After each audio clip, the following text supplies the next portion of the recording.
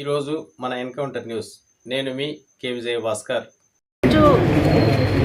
ప్రచారం నిమిత్తం రాప్తాడు మండలంకి వచ్చాము. ఇక్కడ మన బలరామన్నలింటికి కూడా ఈరోజు అక్క వాళ్ళంతా కలిసి కుటుంబాన్ని కలిసి వాళ్ళతో మన సన్నిహితులందరితో కూర్చొని మాట్లాడటం జరిగింది.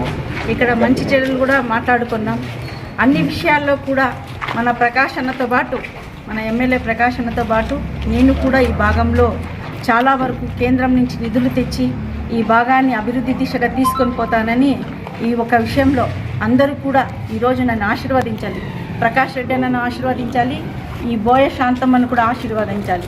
దయచేసి మాకు ఈ బీసీ వర్గాలలో 28 ఏళ్ళ తర్వాత గంగాధర్ అన్న తర్వాత మరి ఈరోజు ఒక బోయ కులానికి అవకాశం ఇవ్వడం జరిగింది.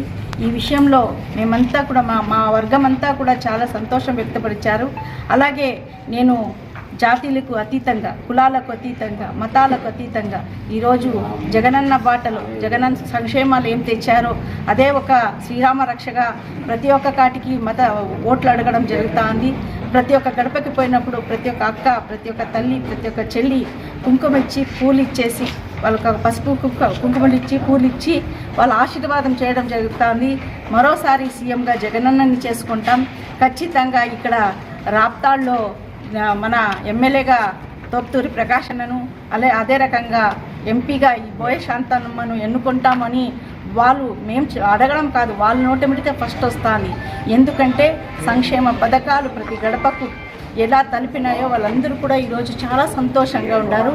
వాళ్ళు ఖచ్చితంగా వాళ్ళ మనసులో నుంచి వాళ్ళ నోట్లో నుంచి వచ్చిన మాట ఒకటే, మరోసారి మాకు సీఎంగా జగనే కావాలి అనే మాట.